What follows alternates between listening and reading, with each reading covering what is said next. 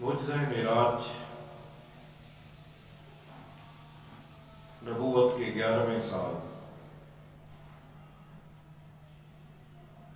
رجب کی 27ویں رات پیر کی رات تھی، جس رات حضور علیہ السلام کو اللہ رب العزت نے خاص معجزہ معراج عطا فرمایا۔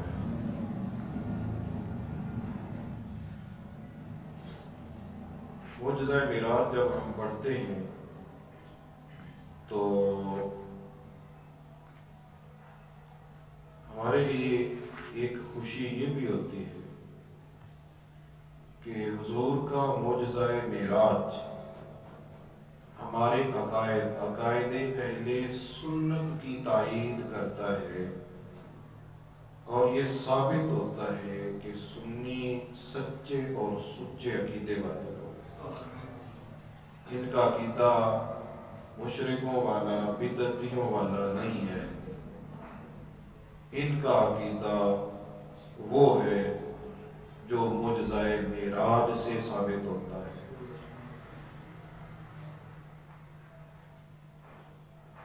ہمارے عقائد میں سے ایک عقیدہ یہ ہے کہ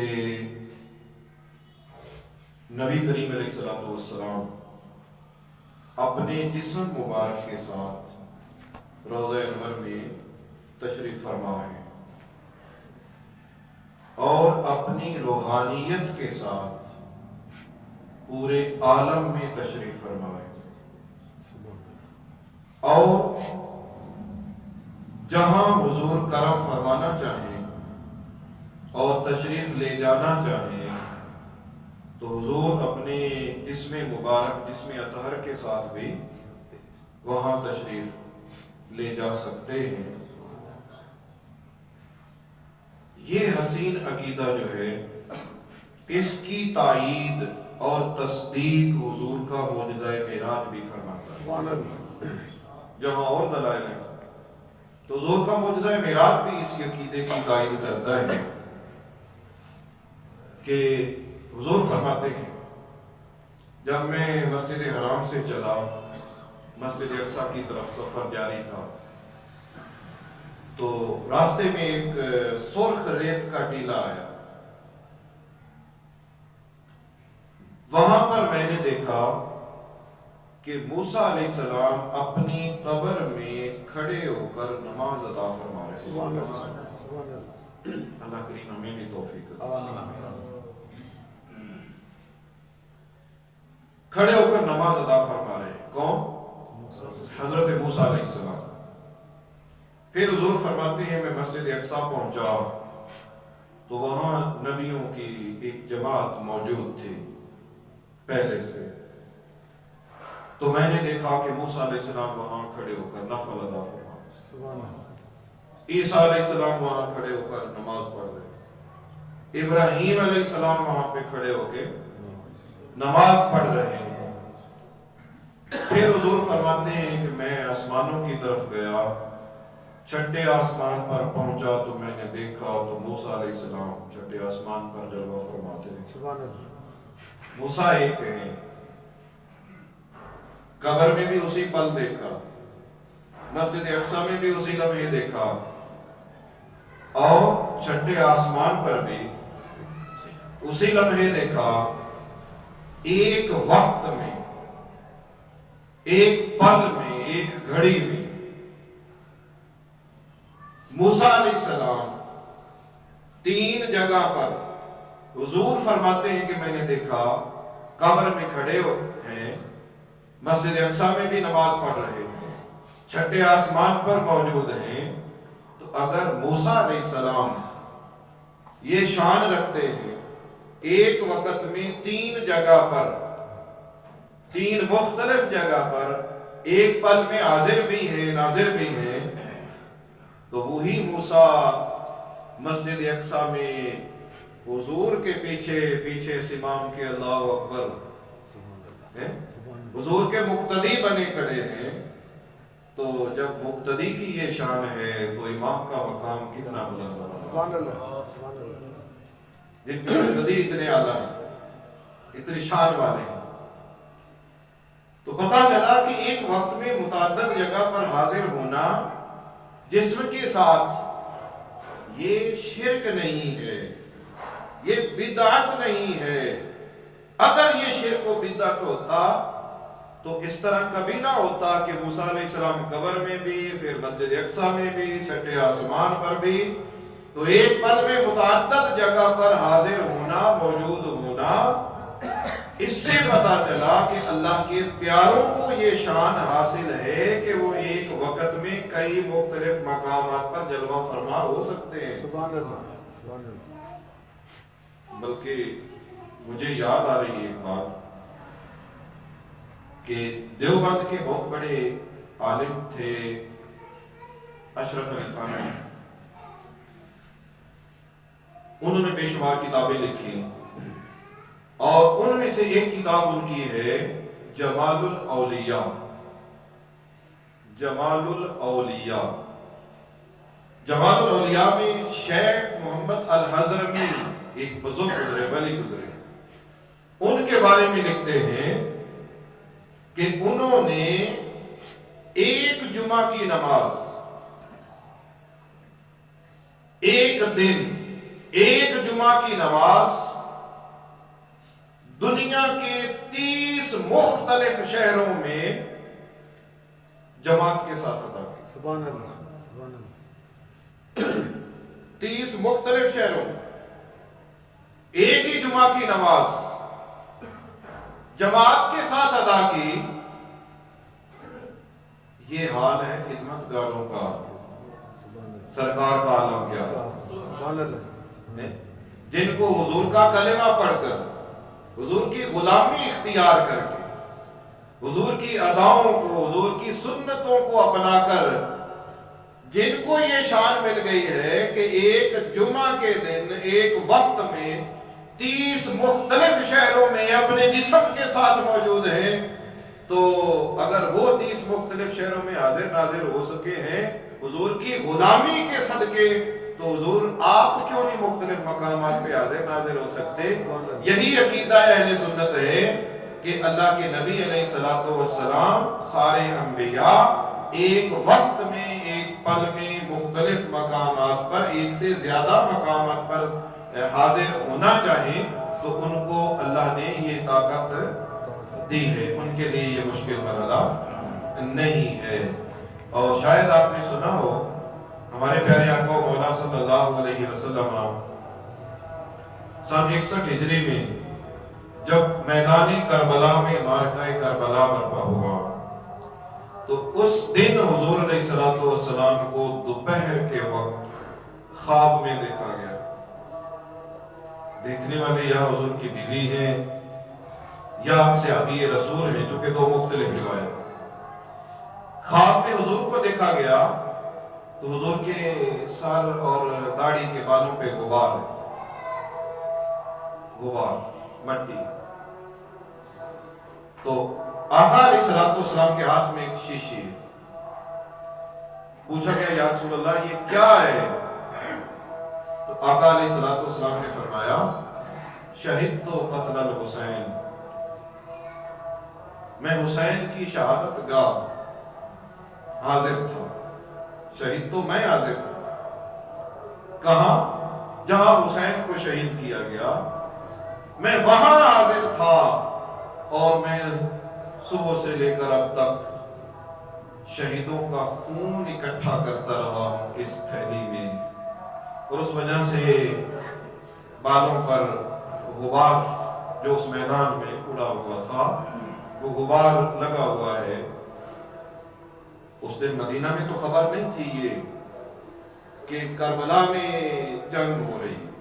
خیر انہوں نے اس دن کو یاد رکھا تو بعد میں پتا چلا کہ جس دن جس وقت خواب میں حضور کو دیکھا گیا تھا، اس حالت میں اس دن اسی وقت کربلا میں جنگ جاری تھی اور حسین کو شہید کیا جا رہا ہے۔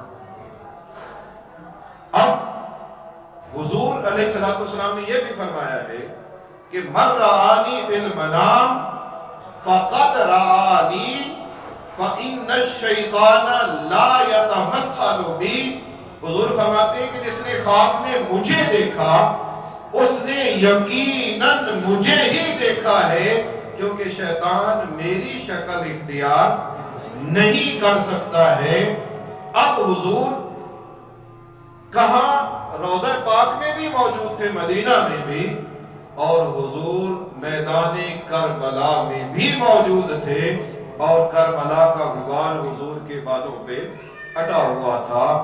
تو پتہ چلا کہ ہمارے پیارے نبی صلی اللہ علیہ وسلم بھی ایک سے زیادہ مقامات پر حاضر ہونا چاہیے، تشریف لانا چاہیے، تو آپ کو اللہ تعالیٰ نے جیل میں قید نہیں کیا ہوا، استغفر اللہ۔ کچھ لوگوں نے یہ سمجھ رکھا ہے آپ قید نہیں ہیں، آپ تو جنت میں ہیں، سبحان اللہ، آپ جنت میں۔ تو نبی کریم علیہ الصلوۃ والسلام کا مختلف مقامات پہ حاضر ہونا ایک پل میں، یہ معجزہ معراج سے ثابت ہو رہا ہے کہ دوسرے نبی ایک پل میں مختلف مقامات پر تھے، وہ حضور کے مقتدی۔ اسی طرح ہمارے عقائد میں ایک چیز یہ بھی شامل ہے، عقائد اہل سنت، کہ انبیاء اپنی قبروں میں زندہ ہیں، سبحان اللہ، انبیاء اپنی قبروں میں زندہ ہیں۔ اللہ اکبر۔ ایک تو وہ زندگی ہے جو ہر کسی کو حاصل ہے، ایک زندگی وہ ہے جو کافر اور مشرک کو بھی قبر میں حاصل ہے۔ تو یقیناً حضور کی زندگی وہ زندگی نہیں جو ہر کسی کو حاصل ہے، اس سے ایک الگ، ایک اعلیٰ درجے کی زندگی ہے جو نبیوں کو قبروں میں حاصل ہے۔ اور معجزہ معراج کو جب ہم پڑھتے ہیں تو اہل سنت کے اس عقیدے کو بھی تقویت ملتی ہے، تصدیق ہوتی ہے کہ حضور مسلم شریف کی حدیث، حضور فرماتے ہیں کہ میں گزرا تو موسیٰ علیہ السلام قبر میں کھڑے ہو کر کیا کر رہے تھے؟ نماز ادا فرما رہے تھے۔ تو کھڑا کون ہوتا ہے اور نماز کون پڑھتا ہے؟ یہ کھڑا ہونا بھی زندہ کی صفت ہے، نماز پڑھنا بھی زندہ کی صفت ہے۔ اگر موسیٰ علیہ السلام قبر میں زندہ ہیں تو یقیناً موسیٰ کے جو امام ہیں، امام الانبیاء، میرے اور آپ کے لجپالا کا، وہ بھی اپنی قبر انور میں زندہ ہے۔ اور حضور نے خود فرمایا تھا، حضور نے خود فرمایا تھا، جب حضور نے درود شریف کی فضیلت بیان فرمائی تو حضور نے فرمایا کہ درود شریف پڑھا کرو، تمہارا درود پڑھنا مجھ پر پیش کیا جاتا ہے، پہنچایا جاتا ہے۔ تو کسی نے عرض کی یا رسول اللہ، آپ جب قبر میں چلے جائیں گے تو پھر بھی؟ تو آقا علیہ الصلوۃ والسلام نے فرمایا ان اللہ حرم علی الارض ان تأکل اجساد الانبیاء فنبی اللہ حی یرزق۔ فرمایا اللہ نے زمین پر حرام کر دیا ہے، وہ نبیوں کے جسموں کو نہیں کھاتی ہے، اللہ کا ہر نبی زندہ ہے، اسے رزق بھی دیا جاتا ہے۔ تو انبیاء اپنی قبروں میں زندہ ہیں، یہی عقیدہ اہل سنت ہے۔ اور خارجی لوگ جو اہل سنت سے خارج ہیں تو ہمارے گرد و پیش میں، تو وہ آج بھی کہتے ہیں کہ نبی مر کر مٹی میں مل جائے، اور ہم وہ نالائق ہیں، ہم کہتے ہیں ہمیں کوئی نہیں، جتنے ٹائم مل جاوے سی ہر کسی دے پیچھے نماز پڑھ لئی، ساڑی سارے پیچھے ہو جاتے، ٹھیک تیری ہر کسی کے پیچھے ہو جاتی۔ جو نبی کی توہین کرے، بے ادبی کرے، گستاخی کرے، اور اتنے گھٹیا روکھے الفاظ استعمال کرے کہ وہ مر کر مٹی میں مل گئے، ان کے پیچھے تیری ہوتی ہے تو ہوتے رہے۔ پڑھا آپ نے سنا ہوا ہوگا شاید، ایک بندے نماز پڑھ کے آیا، اس نے ساتھیوں کو بتایا یار تم تو کہتے تھے وضو کے بغیر نماز نہیں ہوتی، میری تو آج ہو گئی ہے، تم تو کہتے تھے وضو کے بغیر نماز نہیں ہوتی، میں تو آج پڑھ رہا تھا، میرا وضو ٹوٹ گیا، میری تو ہو گئی۔ بس ایسے ہی ہو جاتی ہے۔ जो गुस्ताखों के पीछे नमाजें पढ़ते हैं उनकी ऐसे ही हो जाती है, उनके घुटने किसी ने नहीं पकड़ लेने, उनकी कमर भी किसी ने नहीं पकड़ लेने, तुझे झुकने नहीं देना, सब कुछ होता रहेगा, चल जाएगा, उनकी हो जाती। तो खैर अकायदे अहले सुन्नत में से ये अकीदा है कि अंबिया अपनी कब्रों में जिंदा है, और हुजूर का मोजज़ा मेराज इसी अकीदे की तस्दीक कर रहा है कि मैं मेराज की रात गुजरा, रेत के सुर्ख टीले के पास से गुजरा, तो वहां मूसा अलैहिस्सलाम अपनी कब्र में खड़े होकर नमाज अदा फरमा रहे थे। ये मुस्लिम शरीफ की हदीस। और फिर सारे अंबिया मस्जिद अक्सा में हाजिर थे, मस्जिद अक्सा में अंबिया मौजूद थे। तो वही जो मस्जिद अक्सा में आए हैं वो क्या थे? यकीनन वो जिंदा है, वो जिंदा आए हुए थे। इसी तरह हमारा अकीदा है अहले सुन्नत का कि नबी करीम अलैहिस्सलातु वस्सलाम अल्लाह की अता से गैब का इल्म जानते हैं, अल्लाह की अता से। इसके अलावा हमारा कोई अकीदा नहीं। अल्लाह की अता से, अल्लाह के बताने से, अल्लाह के इल्म देने से हुजूर जानते हैं, ये हमारा अकीदा है। और आप मुअज्ज़ा मेराज पढ़ें तो इसी अकीदे की तस्दीक होती है, इसी अकीदे की तस्दीक होती है। हुजूर फरमाते हैं कि मैं रब की बारगाह में हाजिर हूं, अल्लाह करीम ने मुझसे फरमाया कि ऐ महबूब फीमा यख्तसिमुल मलाउल आला, ये मालाए आला जो है ये किस बात में आपस में इख्तिलाफ करते हैं, झगड़ रहे हैं? तो हुजूर फरमाते हैं मैंने रब की बारगाह में अर्ज की कि रब्बी आलम, मेरा रब ही खूब जानता है। अदब का तकाजा यही है, अदब का तकाजा यही है, मेरा रब ही खूब जानता है। तो हुजूर फरमाते हैं अल्लाह रब्बुल इज्जत ने अपना दस्ते कुदरत, वो अल्लाह की शायान शान जैसा भी था, अल्लाह ने अपना दस्ते कुदरत मेरे दो कंधों के दरमियान रखा, तो क्या हुआ? फरमाते हैं फवजदतु बरदा हा बैना सदरिया, मैंने अल्लाह के दस्ते कुदरत की अपने सीने में ठंडक पाई। सुभान अल्लाह, सीने में ठंडक महसूस। फिर क्या हुआ? हुजूर फरमाते हैं फालिम तो माफी समावाति वल अर्द, एक रिवायत में फालिम तो मा बैनल मशरिक़ वल मग़रिब, आसमानों और जमीनों में जो कुछ था, मशरिक और मगरिब में जो कुछ था, हुजूर फरमाते हैं फिर सारी चीजों का मुझे इल्म हासिल हो गया। सुभान अल्लाह, फालिम तो मैंने जान लिया। तो हुजूर जानते हैं। तो मुअज्ज़ा मिराज भी यही बता रहा है कि हुजूर आसमानों जमीनों मशरिक मगरिब में जो कुछ है सब कुछ हुजूर जानते हैं। यही हमारा अकीदा भी है। और बाज़ लोगों को इससे बड़ी तकलीफ होती है। खैर अपनी अपनी समझ की बात है, अपने अपने शऊर की बात है। तो कुछ लोग तो ये नजरिया और अकीदा रखते हैं कि नबी को दीवार के पीछे का भी है, दीवार है, जैसे मुझे और आपको नहीं पता भी इस दीवार के पीछे क्या है। वो कहते हैं नबी को दीवार के पीछे का भी इल्म नहीं है। शायद ऐसे लोगों ने कुरान नहीं पढ़ा, या पढ़ा है तो नबी की अदावत और बुग़्ज़ ने उनको अंधा कर दिया है। बहरहाल दोनों में से कोई एक वजह जरूर है, या कुरान नहीं पढ़ा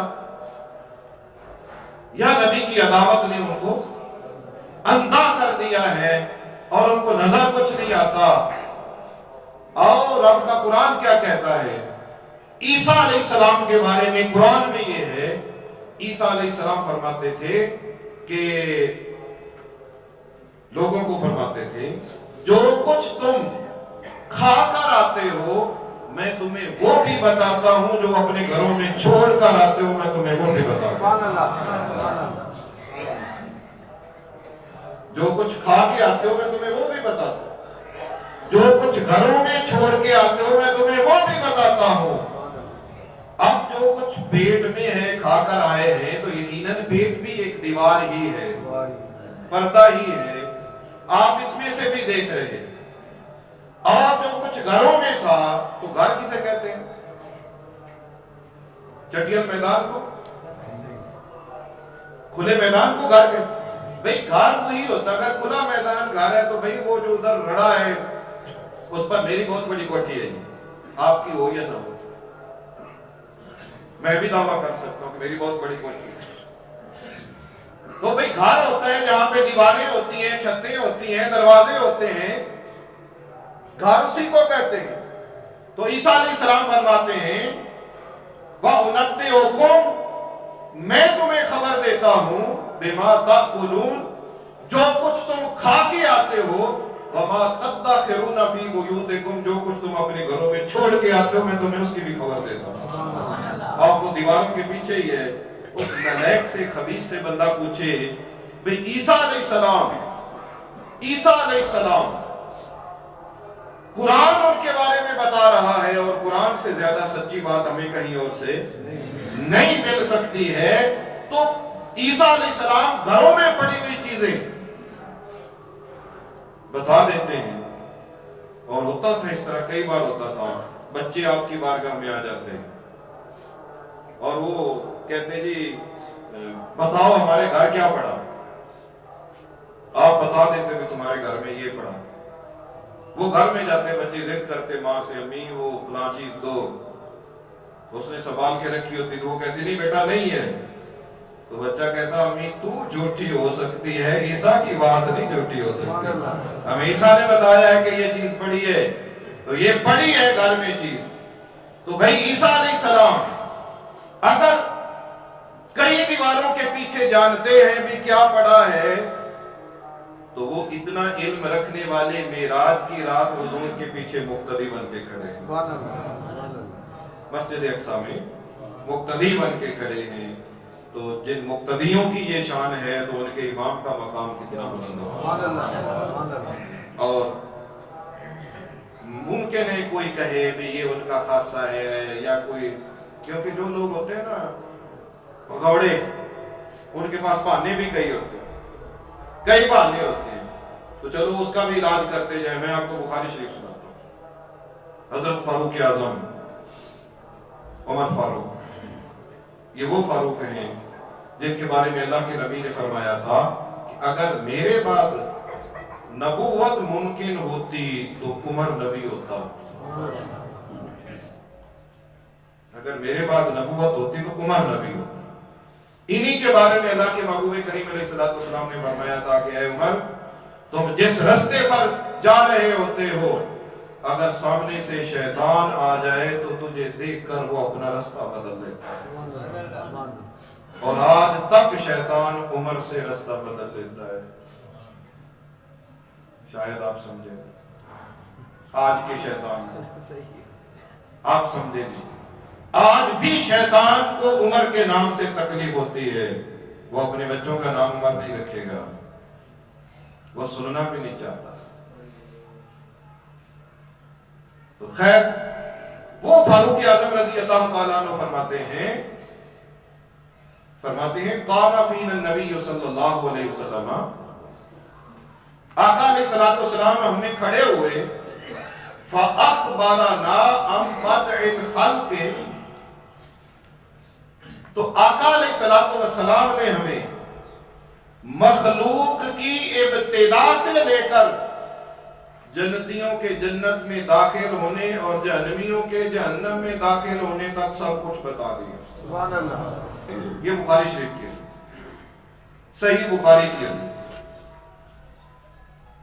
تو ہمارے ہمسایوں کو صرف رفع یدین والی حدیث نظر آئے گی، بلند آواز سے آمین والی حدیث نظر آئے گی، تو ہاتھ کندھوں تک اٹھانے نماز شروع کرنی ہے اور سینے پر باندھنے، تو پڑوسیوں کو صرف وہ حدیثیں نظر آئیں گی جو احادیث نبی کی عظمت والی ہیں، وہ ایسے اندھے ہیں کہ نہ ان کو نظر آئی ہیں اور نہ قیامت تک ان کو نظر آنی، اس معاملے میں وہ اندھے ہو چکے۔ تو خیر، آقا علیہ السلام حضرت فاروق اعظم فرماتے ہیں فَأَخْبَرَنَا عَنْ بَدْءِ الْخَلْقِ حَتَّى دَخَلَ أَهْلُ الْجَنَّةِ مَنَازِلَهُمْ وَأَهْلُ النَّارِ مَنَازِلَهُمْ۔ اللہ کے محبوب نے مخلوق کی ابتدا سے لے کر جنتیوں کے جنت میں داخل ہونے تک اور جہنمیوں کے جہنم میں داخل ہونے تک ہمیں ہر چیز کی خبر عطا فرما دیا۔ لگے آپ تو دوسری حدیث بھی سنتے ہیں۔ صحابہ کہتے ہیں کہ نبی کریم علیہ السلام نے ہمیں فجر کی نماز پڑھائی اور حضور منبر پہ تشریف فرما ہوئے اور آقا علیہ السلام نے خطبہ شروع فرما دیا، خطاب، تقریر۔ آپ بیان کرتے رہے یہاں تک کہ ظہر کا وقت ہو گیا اور حضور اترے، اذان ہوئی، جماعت ہوئی، نماز سے فارغ ہو کے حضور پھر منبر پہ، پھر حضور نے خطاب شروع فرما دیا۔ اب خطاب حضور فرماتے رہے، عصر کی نماز کا وقت ہو گیا، حضور اترے، اذان ہوئی، نماز پڑھائی۔ خوش نصیب تھے وہ نمازی، سبحان اللہ، سبحان اللہ، وہ نمازی خوش نصیب۔ نماز پڑھائی، حضور پھر منبر پہ، پھر خطاب شروع فرما دیا۔ خطاب ہوتا رہا یہاں تک کہ مغرب کا وقت ہو گیا۔ آقا علیہ السلام اترے، مغرب کی نماز پڑھائی تو صحابی کہتے ہیں فَأَخْبَرَنَا بِمَا كَانَ وَبِمَا هُوَ كَائِنٌ، جو کچھ پہلے ہو چکا تھا اللہ کے محبوب نے وہ بھی بتا دیا، جو کچھ آئندہ ہونے والا تھا اللہ کے محبوب نے وہ بھی بتا دیا۔ سبحان اللہ، سبحان اللہ۔ ممکن ہے کوئی خشک دماغ والا، کیونکہ دماغ کو خشکی ہو جائے تو بڑی تکلیف رہتی ہے بندے کو، ہے نا، رات کو نیند بھی نہیں آتی۔ دماغ کی خشکی یہ بڑی مصیبت ہے، اللہ کرے ہم اس سے محفوظ رہیں۔ ایک بدنی خشکی ہے اور ایک روحانی خشکی بھی ہوتی ہے۔ جب دماغ کو روحانی خشکی ہو جائے اس کو پھر عظمتیں نظر نہیں آتی، اس کا دماغ کسی کی عظمت سمجھنے سے محروم ہو جاتا ہے، وہ یہ فیصلہ نہیں کر سکتا کہ یہ عظمت ہے یا کیا ہے۔ تو خیر، اللہ اکبر، نبی کریم علیہ السلام نے جو کچھ پہلے ہو چکا وہ بھی بیان کر دیا، جو کچھ ہونے والا ہے وہ بھی بیان کر دیا۔ کوئی خشک دماغ والا کہے بھی ایک ہی دن میں بلا اتنی لمبی چوڑی دنیا، جو کچھ ہوا پتہ نہیں وہ کتنی مقدار میں ہوگا، اس کی کتنی تعداد ہوگی، وہ ساری چیزیں کیسے بتا دی؟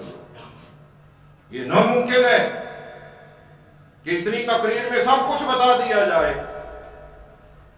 تو ہم کہیں گے ذرا تو خشکی کا علاج کرو گے تو بات سمجھ میں بھی آ جائے۔ تیل کی مالش، کوئی ایمان والے محبت والے تیل کی مالش، سرسوں کے تیل کی مالش کی بات نہیں کر رہا